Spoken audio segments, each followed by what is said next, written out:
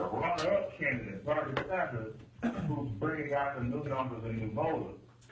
Subsequently, I mean, you need to hit that hard because Hillary Clinton, when Barack Obama was the head of the ticket, turnout was record high. That's right. And now the turnout is down 20%. And it's because of the front run. That's the only difference. You got the same party, you got the same country. The only difference is the candidate. Hillary Clinton is not turning out to vote. But when you look at Bernie Sanders, he's bringing all these new folks to the polls who are voting for the first time. So, I mean, I'll tell you, the Republicans are going to get the White House. If Hillary Clinton, that's what goes by this quote thing called electability. Everybody said that you can't elect a socialist. Well, apparently, you can't elect a Democrat named Hillary Clinton because she's not bringing the numbers to the polls. That's just a fact. You may not like it, you may disagree. It's a fact. You can't dispute it. So I'm going to tell you, unless Bernie Sanders is a candidate and he continues to bring these new people to the polls, the next president is going to be a Republican. I don't care if it's Trump or whoever else. Because the Republicans are turning them out. They breaking records. Big time. He's right. All right, thanks, brother. You know, so, you know, I wasn't trying to be racist or anything like that. Because first, I don't believe black folks can even be racist. By definition, you have to use your race to oppress somebody else to qualify to be a racist. But what I was saying is that if we're going to be toting the water for this thing, we don't just need our issues on the table. We need somebody representing us at the table and our issues on the table to negotiate these tough issues that black folks deal with in this country. Hello, caller. Welcome to the show. Turn your radio down, caller. This is Chairman Congressman. I'm glad you're speaking about the candidate. I think the main reason why the Democratic participation is not there, especially in Black America. I know we had a record turnout last night when they super cute, but black people need to stop letting the politicians address their agenda. We need to present our agenda to the politicians. That's right. The politicians telling us what they want to do for us. That ain't what we want. We need leaders to step up and say, this is what the black community in America needs, and this is what we must have if you want us to support you. That's right. We sick and tired of you telling us what we need. Well, we're going to provide jobs and health care. We need more than that in our community. That's right. We need more assistance from the politicians. When they get in office, they need to give us something back for our voters. We have been getting that. Now it's time somebody needs to stand up in Black America, and the leaders in Black America say, this is the black agenda for 2016. If you want our vote, this is what you must do. Otherwise, we're going to look somewhere else. Thank you. Thank you very much. And, you know, as always, I'm not in the executive side of government. I'm on the legislative side, the side that represents people. So, you know, that's why it's hard for me to take a side that's against where I know the people are. Right. Because I'm not disconnecting. I'm connected. But you're going to see like some folks are. Right. Hello, caller. Welcome to the show. Turn your radio down, caller. Turn your radio down, caller. Yes. Okay. I was listening to him saying that we should ask for something what we want. Yes, ma'am. I believe we should have done that on the state level That's right. instead of on the federal level. Mm-hmm.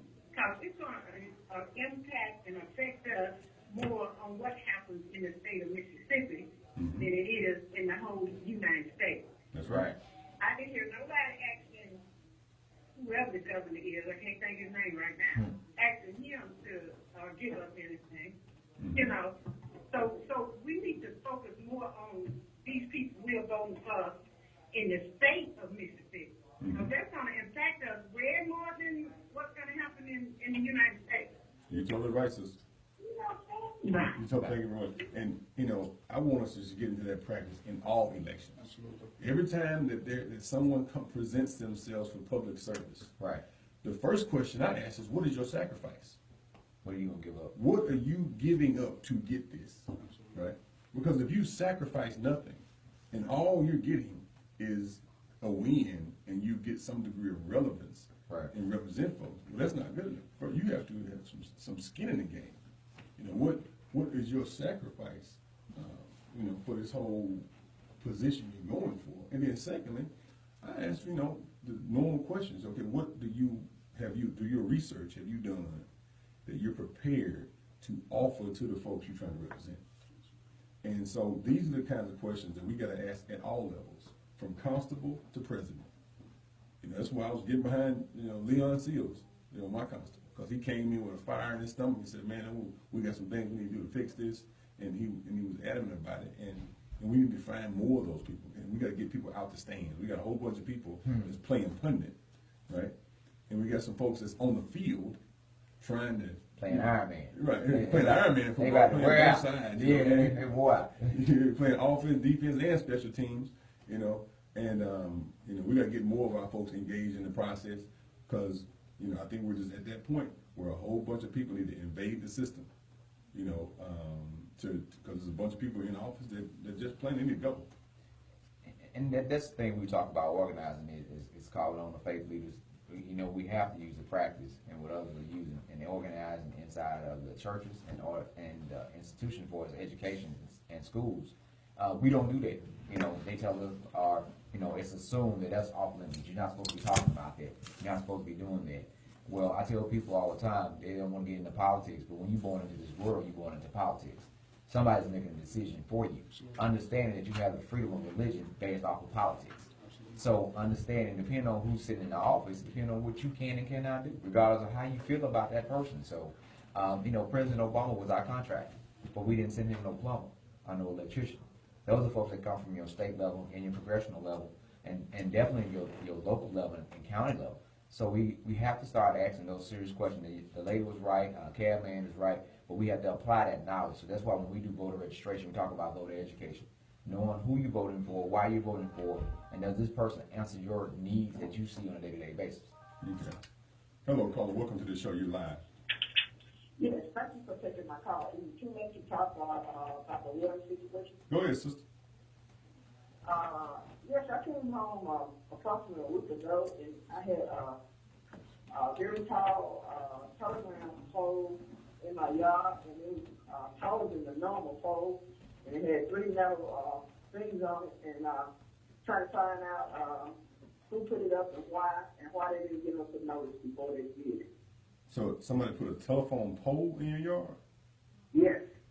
This number is on the call ID. Can I have somebody call you back at this number? Yes, and I also want to address another issue. Okay.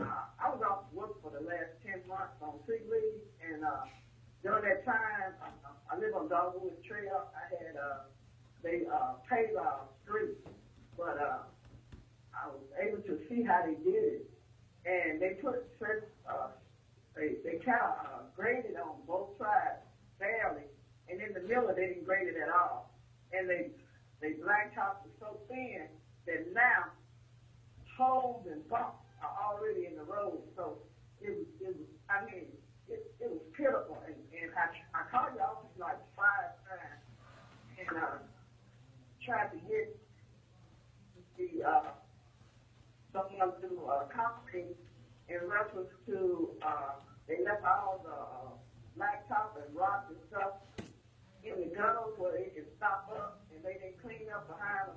It was just pitiful. Okay. Well, we'll definitely.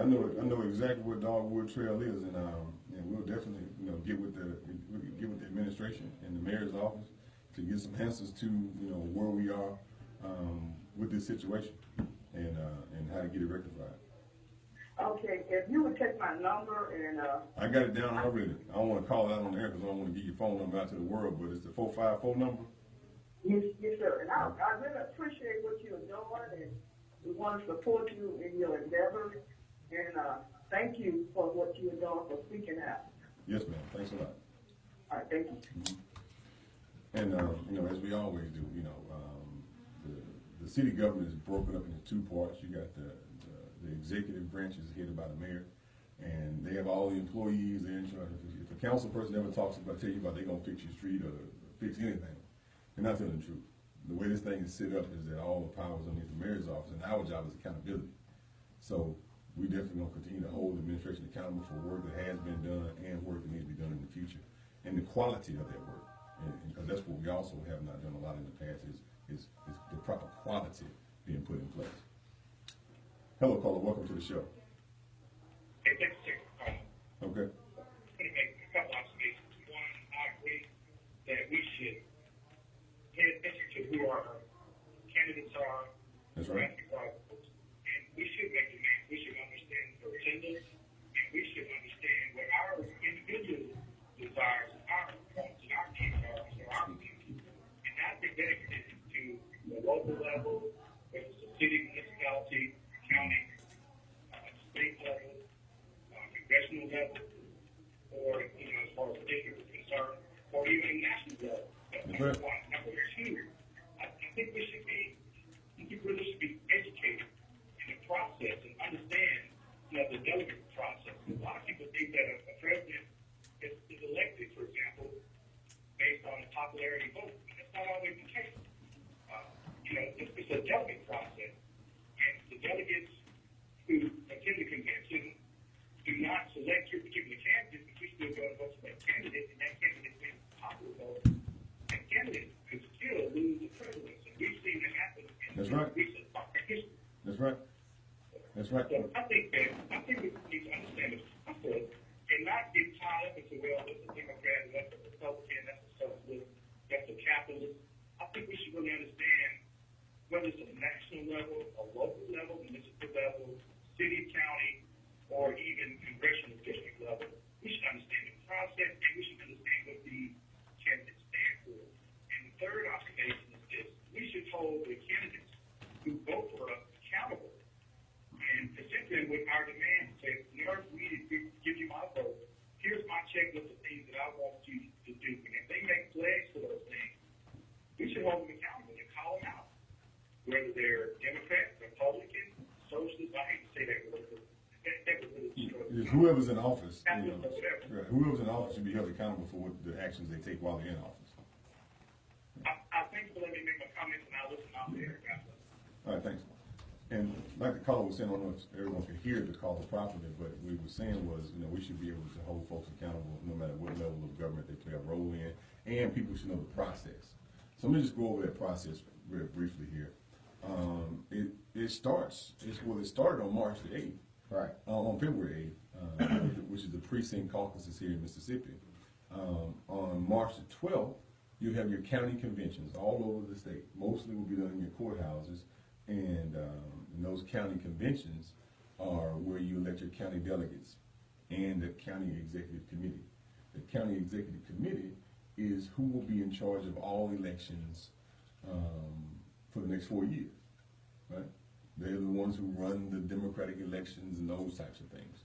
Then it goes a month after that, you'll have your congressional district conventions. Each level is delegates being added for that state. Right. And it leads up to your state convention at the end of May to select the delegates for your statewide Democratic Party or Republican Party.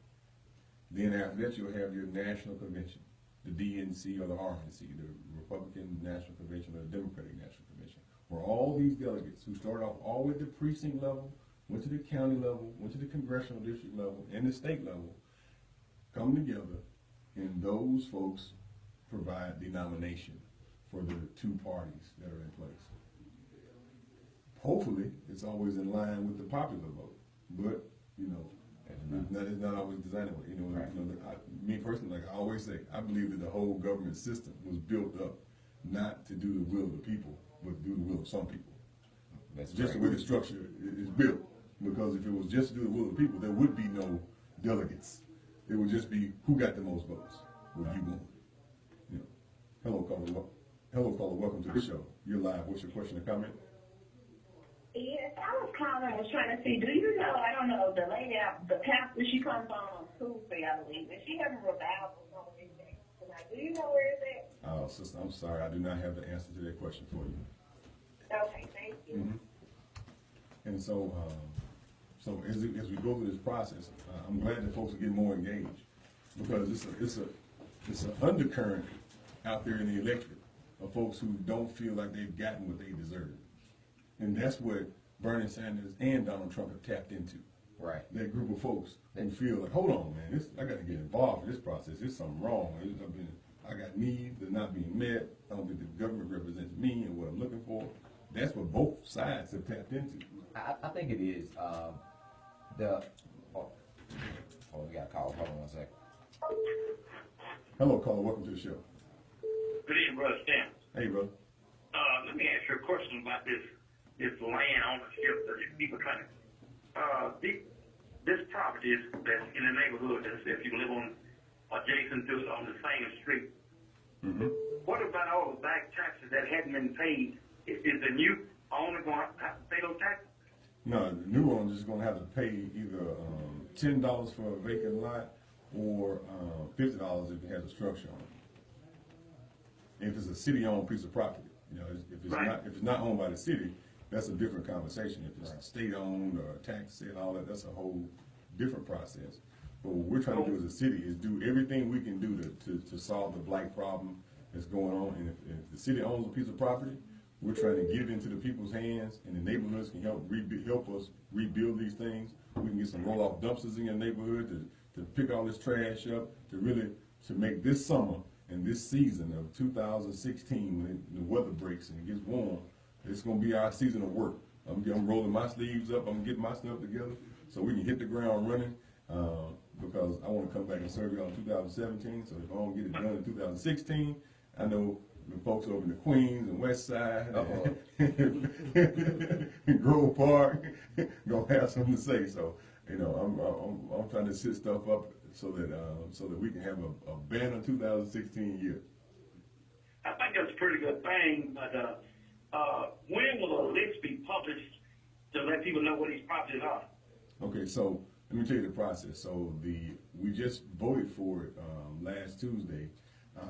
The administration has to go back now and develop a list of all city-owned property that's residential property throughout the whole city, and then identify some of those properties don't need to be sold. Like we got some parks in some neighborhoods, and those things need to be X'd off the list. So we got to make sure the list is accurate, because I don't want to publish something that's not accurate.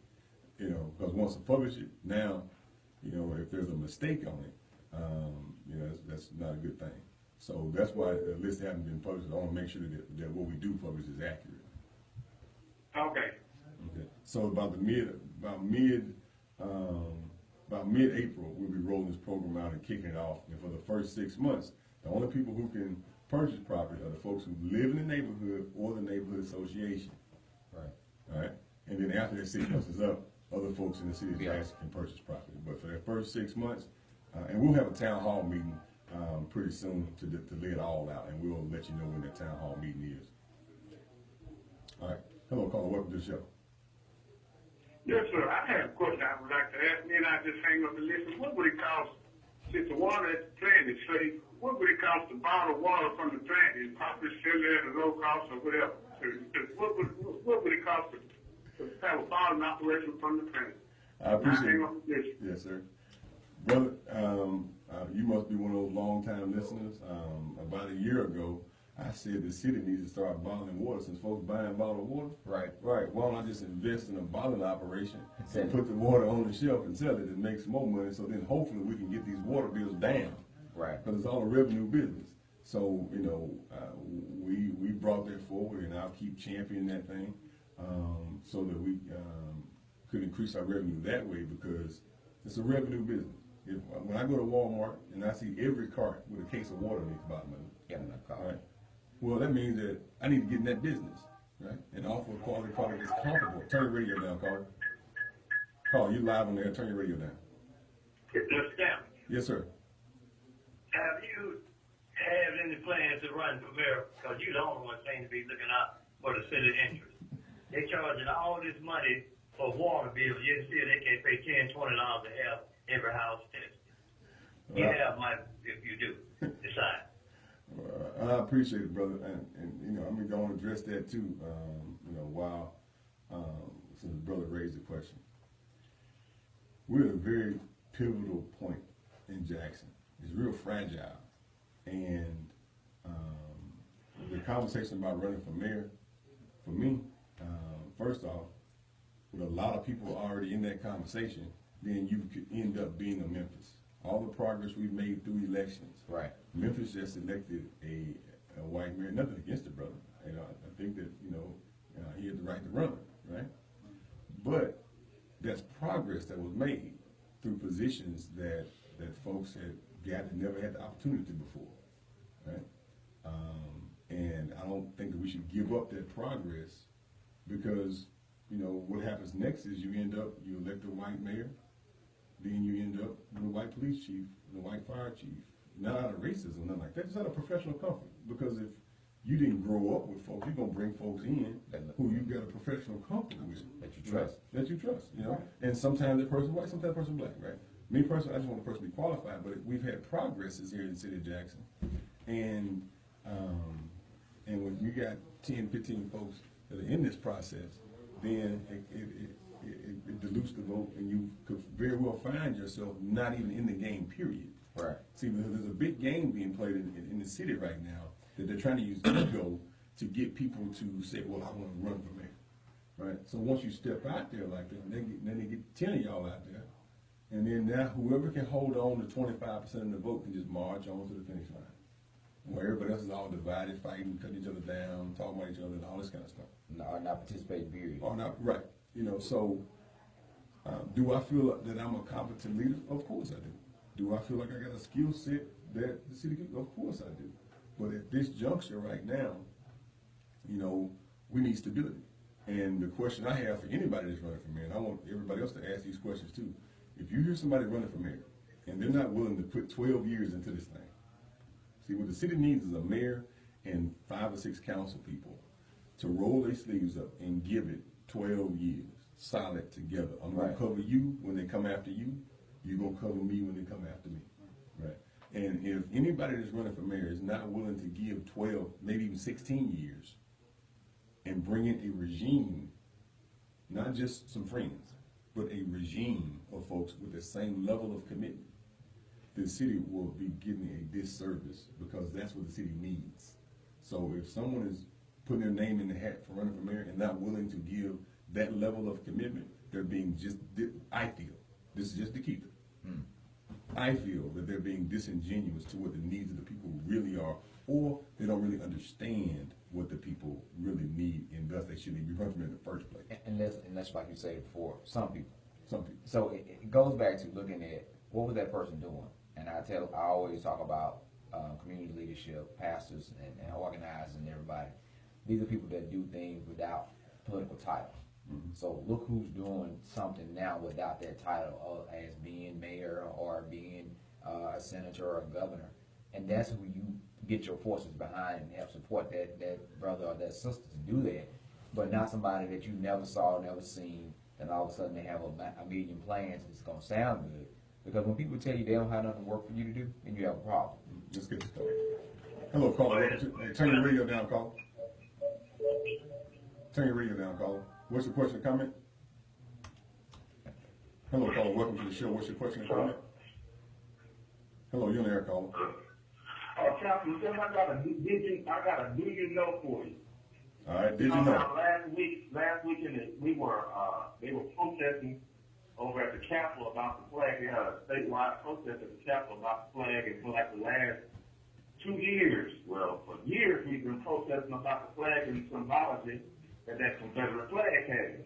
Did you know that the Clintons, when they were in the governor's mansion of the state of Arkansas, passed a bill that put a star on the Arkansas flag to commemorate the Confederacy and to commemorate the Confederacy and what it stood for?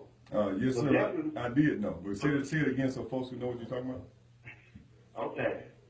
In the 90s, when the Clintons were in the governor's mansion of the state of Arkansas, Bill Clinton signed a bill that put a star above the word Arkansas in the state flag to commemorate the Confederacy and all that it stood for.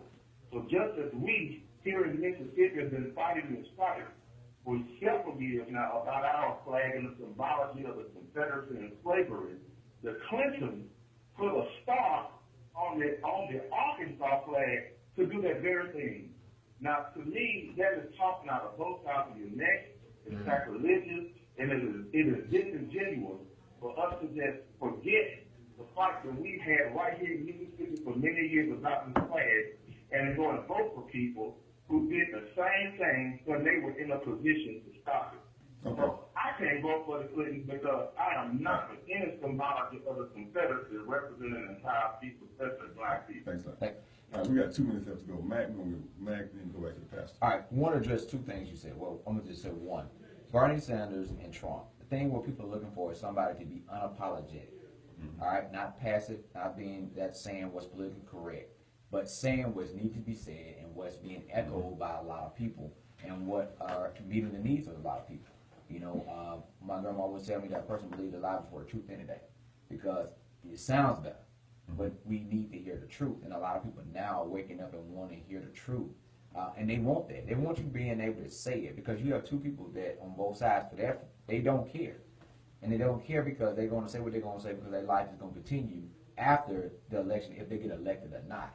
And I think that is one of the things that we need to champion for as people that are organizing about that. Pastor. Yes, I agree. I believe down that the people are concerning with the Bernie Sanders and Hillary Clinton. I believe we have a group of people now that wants to be informed instead of entertained. Right. And I believe this is why Bernie Sanders is picking up and garnering the younger generation because they want to be informed instead of entertained. And I believe on the opposite side of the spectrum is opposite with Donald Trump. He has a group of people that want to be entertained rather than informed. That's why he's not able to. That's why he's been able to get by without putting out any political issues. Okay. So as always, everybody, you know, we got an interesting conversation happening here. We need good conversation. I appreciate everyone for tuning in every week. And as I always say at the end of every show, never let anybody put you in a position where you hate your own people. Because when you hate your own people, you're part of the very oppression we're trying to lift ourselves out of. I'll see you next week, Jackson in Mississippi. I love you. God bless.